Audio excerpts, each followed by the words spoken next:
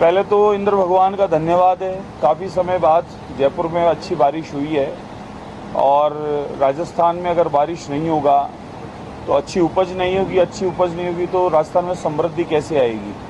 तो इस बार मैं मानता हूँ सुशासन और सनातन भाजपा का राम राज्य जो आया तो वर्षा भी भगवान की कृपा से अच्छी आई है। लेकिन वर्षा आने के साथ ही पूर्ववर्ती घोटाले की सरकार कांग्रेस सरकार, उस कांग्रेस सरकार के समय के जो काम थे, जो कांड थे, वो भी खुल के सामने आ गए हैं कि विकास के नाम पे उन्होंने क्या काम किया। मेरा स्वयं का भी इस बात पे बड़ा मन व्यथित है, दुखी है कि आज ये स्थितियां कर दी कि पिछले शासन में क्या काम हुआ है।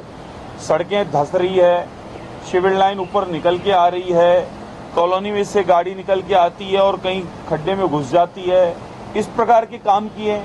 मैं तो निवेदन करूंगा कि हमारी मौजूदा सरकार को, यूडीएच मंत्री महोदय को, कि आप पूर्ववर्ती सरकार कांग्रेस के शासन में यूडीएच मंत्री के द्वारा या डेवलपमेंट पीडब्ल्यूडी या जितने भी डिपार्टमेंटों ने जो डेवलपमेंट के काम किए, नाले बनाए, रोडें बनाई, फुटपाथ बनाए, पार्क बनाए, स्मार्ट सिटी का अनगिनत जो काम आया, उन सब की जांच कराओ।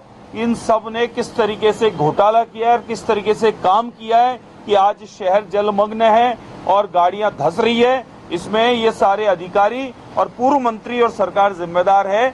इसलिए इन सब की जांच होनी चाहिए और पुराने काम की पूरी जांच होनी चाहिए। उससे संबंधित अधिकारियों को सबको सस्पेंड करने की जरूरत है। आप नहीं मानते महाराज कि 8 महीने हो गए सरकार को देनी चाहिए थी? मैंने कहा, मैं खुद इस बात को मान रहा हूं कि रोड बनती है तो क्या डिपार्टमेंट उस समय आंख बंद करके रहता है कि पानी कहां से जाएगा। नाली सिविल लाइन की व्यवस्था को पहले दुरुस्त करनी चाहिए, विद्युतीकरण को करनी चाहिए। क्या मैनेजमेंट है। आप सोचें कि पहले सड़क बन गई फिर नाली की सोची जा रही है, ऐसा नहीं होना चाहिए। इस पर पूर्णतः सारे डिपार्टमेंट को सामूहिक रूप से पूरा नक्शा बनाकर फिर तरीके से काम करना चाहिए। अगर ये कमी है तो इसे ठीक होना चाहिए। सरकार आने के बाद में पहली बारिश हुई है और बारिश होने के बाद में ये चीजें सामने आई कि पुराना जो काम था उस काम की वजह से खामियां आई है। लेकिन अब भाजपा की सरकार है, अब जो काम होगा पूर्णतः बहुत देखभाल के बहुत तरीके से होगा। इस प्रकार की कमियां अब नहीं होगी। सरकार को पता नहीं था कि बरसात होगी? बारिश का बिल्कुल पता था, बारिश होगी और बारिश की पूरी तैयारी भी थी। लेकिन ये जो नुकसान हुए पुराने काम के नुकसान हुए, जो रोडें धसी है, जो नालियां जो है उफान पर है और जिस प्रकार से जो नालों में कहीं ना कहीं कमियां छोड़ी है, उस वजह से पानी नालों तक नहीं पहुंच पाया।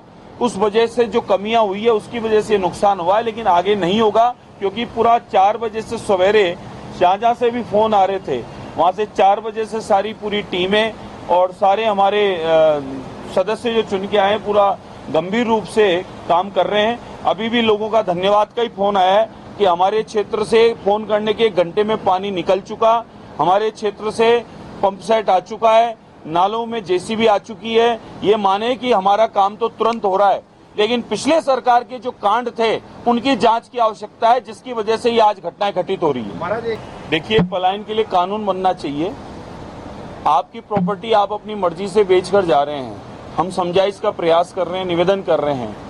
पहले तो बेचने का कारण था कि यहाँ भय का माहौल रहता है, उटपटांग चीजें घरों पर फेंक दी जाती है, फप्तियां कस दी जाती है और माहौल खराब रहता है।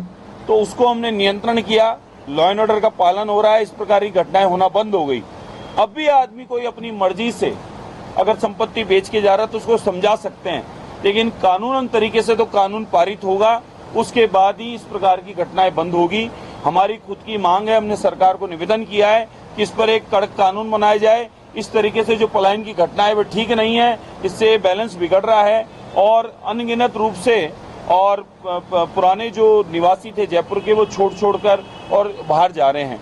तो हमने सरकार को स्वयं ने मैंने निवेदन किया, पहला पत्र मैंने मुख्यमंत्री महोदय को आते के साथ दे दिया था कि साहब पलायन को रोकने के लिए कानून की आवश्यकता है।